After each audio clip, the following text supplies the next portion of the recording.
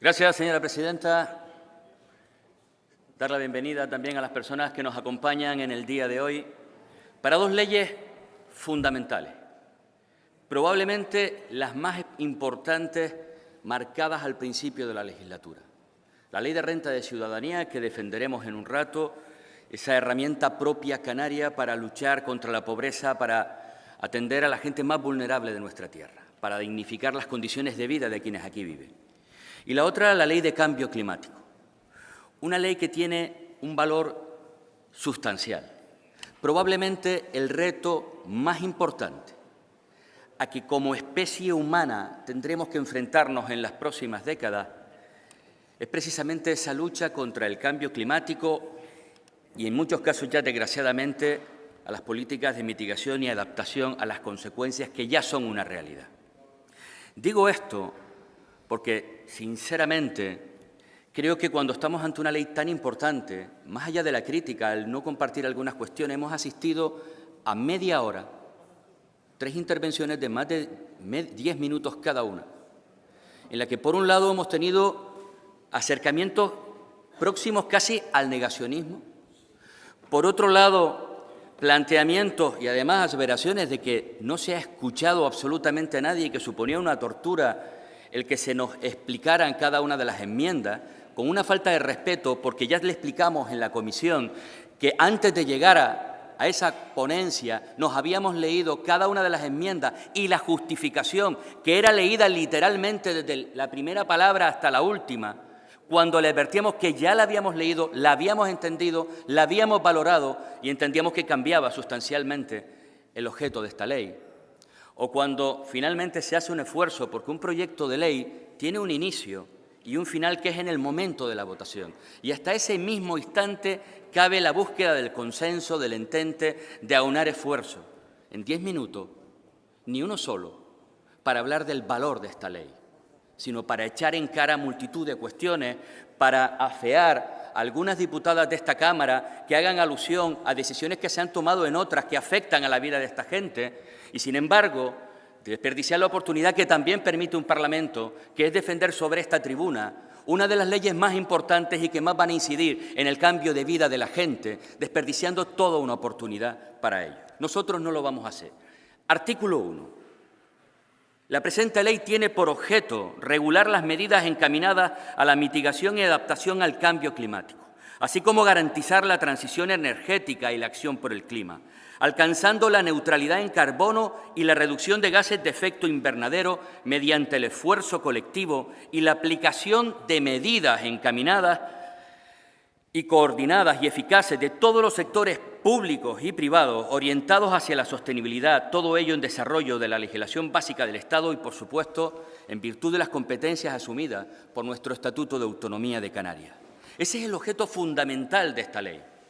porque algunos que dicen que defienden la lucha contra el cambio climático no han terminado de entender que casi es lo que pretendía, que eso se puede hacer con una ley que fuera simplemente un panfleto filosófico, un manual de buenas intenciones y que, por supuesto, intentáramos que no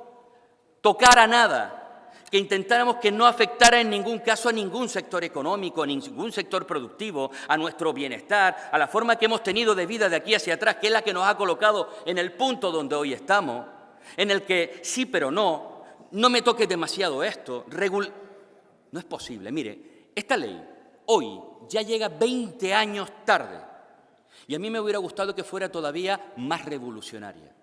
Porque, desgraciadamente, como dice el panel intergubernamental del cambio climático de las Naciones Unidas, con los mejores expertos en materia climática, ya es irreversible el calentamiento del planeta en 1,5 grados, no como se esperaba, incluso a finales de siglo o en el 2050, sino antes de los próximos 20 años.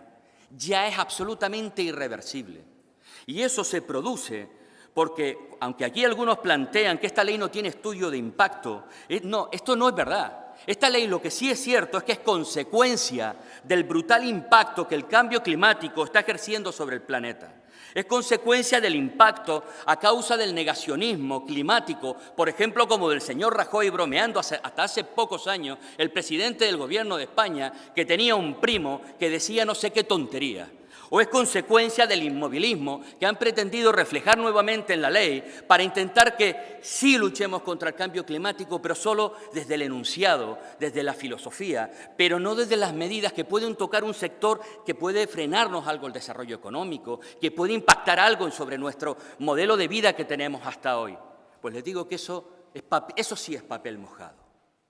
Buscar consensos por el consenso en una Cámara Legislativa, en una ley tan trascendental, disminuyendo los objetivos de una ley tan importante,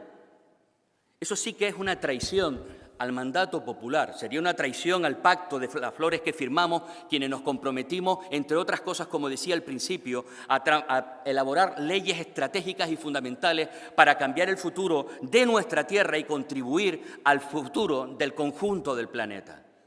No íbamos a renunciar a propuestas y medidas que creíamos que son fundamentales en una ley tan importante para conseguir objetivos a los que ya llegamos muy tarde, a los que algunos ni siquiera podemos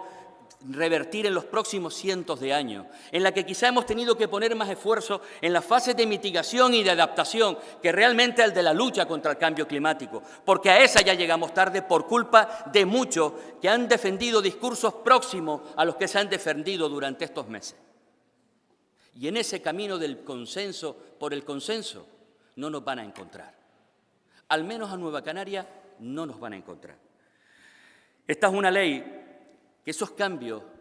en Canarias, aterrizando en nuestra realidad, tienen consecuencias claras y evidentes en nuestros ecosistemas terrestres y marinos, en las alteraciones de los patrones productivos agrarios, en el incremento de las tasas de mortalidad. Por cierto, también en el continente vecino será uno de los elementos que generarán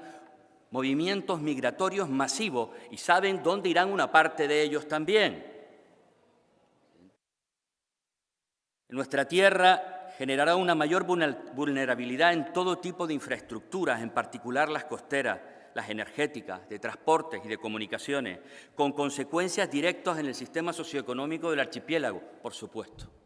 porque debe ser así. Canarias, por otro lado, alberga más de la mitad de las especies endémicas de España y somos uno de los reductos más importantes en biodiversidad del conjunto del planeta, que se ven amenazadas por la penetración de especies tropicales, aparición de nuevas enfermedades, mayor frecuencia de incendios forestales fuera de las temporadas de verano, que están provocando una disminución preocupante de las múltiples especies de flora y fauna, islas que se han datado en los últimos años de más de 30 nuevas especies de aves tropicales, que están provocando un desplazamiento de nuestras aves nativas, pero también se constata la presencia y expansión de otras especies invasoras que alteran nuestra biodiversidad. Una agricultura que se está viendo especialmente afectada por el aumento de intensidad de la sequía, así como episodios. En definitiva, multitud de elementos que justifican que hay que tomar decisiones, que hay que ser valientes, que incomodaremos a algunos, que tendremos que renunciar a patrones a los que estábamos asociados y acostumbrados hasta ahora. Pero para eso nos han elegido para estar aquí. Para escenarios factibles, para contentar a todo el mundo, para cuando llegue el momento de la verdad, quedarnos quietos. Al menos yo me niego, nuestro grupo se niega a venir a esta Cámara solo por la búsqueda del consenso. Y les digo a algunos que son jóvenes, que no estuvieron en la legislatura pasada, por ejemplo, en la tramitación del suelo, para saber lo que es